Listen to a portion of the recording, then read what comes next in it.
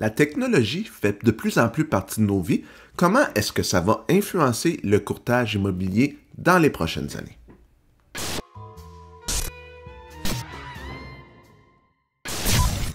Donc, il y a deux types de technologies desquelles j'aimerais parler et de leur influence sur le courtage immobilier. Même, est-ce que ça va remplacer les courtiers un jour? Peut-être pour certaines choses, ça va être à voir. Donc, il y a là le côté intelligence artificielle qu'on va parler, là, les chat GPT de ce monde. Puis là, il y a toutes sortes d'applications plus nichées, spécialisées qui existent. Puis le but, c'est de pas vous décrire une série d'applications ici. Puis les applications plus, j'appelle ça entre guillemets, standard. Je vais vous comparer ça à du Excel. Là. Un site web comme Centris, par exemple, c'est de la technologie, c'est pas de l'intelligence artificielle aujourd'hui, mais c'est une technologie que si on se rapporte il y a 15-20 ans, comment c'était avec les vieux logiciels, puis même les vieux cahiers, les bottins téléphoniques dans le temps. Aujourd'hui, on a des numéros de téléphone en ligne. Donc, c'est un autre type de technologie. Donc, comment est-ce que les courtiers s'en servent? Est-ce que c'est une bonne idée? Est-ce qu'il y a des risques associés à ça? Mais on va commencer à regarder ça dans le prochain segment. Donc, c'est sûr que la technologie aide les courtiers. Comme je dis, on peut penser à des choses comme centris.ca, un CRM. Un CRM, pour ceux qui ne savent pas c'est quoi, c'est comme une base de données avec les informations des clients. Puis selon les informations qu'on a, on peut faire des choses. Je vais te donner un exemple.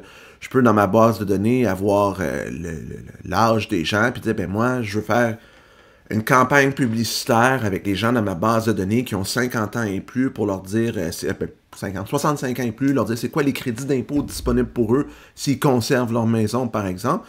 Donc, c'est utiliser des informations que j'ai, mais moi, je dois programmer, je dois travailler manuellement dedans pour l'aider. Donc, des outils comme ça, ou des outils de staging virtuel où on prend une photo, puis ça met, par exemple, des meubles. Bien, souvent, ça, il faut le faire nous-mêmes. Là, ça va devenir un jour automatisé, là, ça le devient de plus en plus. Donc ça, c'est des outils technologiques qui facilitent la vie, un peu aussi comme la signature électronique. Donc ça, c'est pratique parce que c'est des outils qui remplacent rien. Mais avant, on envoyait un fax. Mais aujourd'hui, qu'est-ce qu'on fait? On le met dans le logiciel, clic, clic, on signe, ça prend 3 minutes. Avant, on échangeait des fax, on allait voir des gens faire signer des papiers. Donc ça apporte un gain de productivité. C'est totalement positif pour les courtiers. Mais quand on parle d'outils comme ChatGPT ou toutes les autres choses d'intelligence artificielle, on peut penser à des chatbots sur les sites web. Ça, ce que c'est quand vous allez sur un site web, puis il y a une petite bulle poupouk.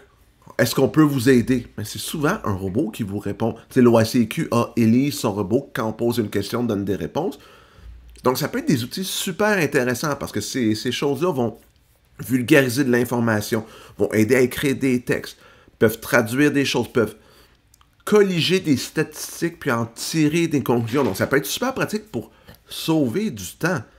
Mais moi, ce qui me fait le plus peur, puis ça va être ce qu'on va discuter peut-être un peu plus dans le prochain segment, c'est est-ce qu'on va devenir des robots puis se faire remplacer si on utilise des outils technologiques? Bien, on regarde ça dans 2 secondes. Utiliser des outils technologiques pour se simplifier la vie, c'est une bonne idée. Les plus gros risques qu'on a, c'est que on devienne très automatisé puis qu'on ne se pose pas la question. Parce que c'est beau se faire donner des réponses puis répéter ce qu'on se fait dire. Ah, le marché immobilier est bon, la statistique dit ça. Mais il faut comprendre ce qu'il y a derrière. Puis la perte de cette compréhension-là avec les outils, c'est un super gros risque parce que si tout ce qu'on fait, c'est, je vais dire, régurgiter de l'information, régurgiter ce que l'intelligence artificielle nous dit, c'est pas vraiment utile. Le courtier va devenir inutile. Quelqu'un pourrait aller lui-même le faire. Donc, c'est un risque important. L'autre risque important d'automatiser beaucoup ces processus avec l'intelligence artificielle et tout, c'est de perdre un côté humain, la relation qu'on bâtit avec les gens. Encore là, les gens veulent se sentir en confiance, veulent être compris, veulent une analyse précise de leur situation avec la compréhension des données. Donc, comme je disais tantôt, si je régurgite les choses, j'apporte rien de plus, puis je m'intéresse pas à la personne. Le côté relationnel, dire, toi là, c'est vrai que ton enfant, il est arrivé telle chose il y a 2 ans, ça pourrait être une bonne idée. En tout cas, l'intelligence artificielle n'est pas rendue si poussée de pouvoir utiliser tout l'aspect émotionnel que les gens ressentent pour formuler des propositions intéressantes.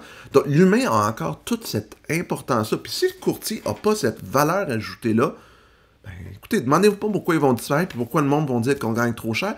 Je veux dire, si un robot peut faire ma job, pourquoi je me ferais payer? Je suis totalement d'accord. Regarde, payer, le robot va le faire. pour une fraction du prix. Mais ceux qui se distinguent vraiment, c'est ceux qui ont regardé tout ce côté-là humain, relationnel, puis qui ont une compréhension approfondie. Je vois les statistiques du marché que, exemple, ChatGPT ou Gemini m'a sorti ou qu'un autre outil m'a sorti, mais je suis capable de les interpréter, puis dans le contexte historique, puis avec ce que j'entends en nouvelles, faire encore tout cet amalgame-là, l'intelligence artificielle n'est pas encore rendue là. Et il ne faut pas que nous, on s'y perde. Donc, je pense que c'est encore notre plus grand différenciateur, le côté humain et notre capacité d'analyse plus poussée, incluant les émotions et l'analyse situationnelle ou l'analyse du moment présent avec les gens. La véracité de l'information, c'est aussi quelque chose de super important. C'est pas parce qu'une intelligence artificielle, un robot conversationnel nous donne une information qu'elle est absolument et 100% véridique. Elle peut l'être souvent, mais de où se nourrit l'intelligence artificielle? De nos données présentes sur le web dans le monde, entre guillemets, là, dans le monde, mais sur le web. Donc, est-ce que tout ce qu'on lit sur le web est vrai? Non. Puis des fois, moi, je me dis, hey, je vais poser une question à un robot. Par exemple, moi, j'utilise beaucoup Gemini.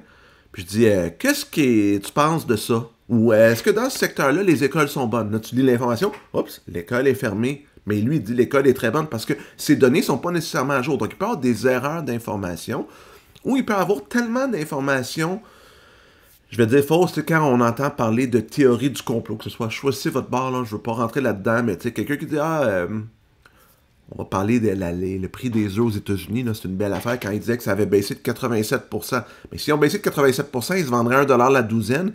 Mais tout le monde dit à l'épicerie, ça se vend pas 1$ la douzaine, ça se vend à 3-4$. Oui, le prix a baissé. Mais s'il y a tellement de sources qui disent ils ont baissé de 87% et non de 50%, puis que le robot conversationnel ou que l'intelligence artificielle te donne ça, tu n'as pas la bonne information. Donc, il faut que tu gardes cette capacité-là de dire moi, je suis un petit peu sceptique. Je vais double valider l'information qui m'est donnée. Puis j'ai peur que les gens, courtiers, mais pas juste les courtiers, mais n'importe qui dans le monde, oublie de garder cette... moi, j'appelle ça cette lumière jaune-là, de dire, c'est-tu vraiment vrai ce que je dis? D'avoir cet esprit critique-là.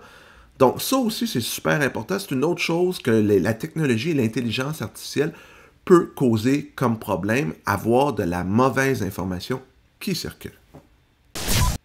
Je ne crois pas qu'aujourd'hui, en 2025, puis je vais dire même en 2026, 2027, dans les prochaines années, la technologie et l'intelligence artificielle vont remplacer totalement les courtiers.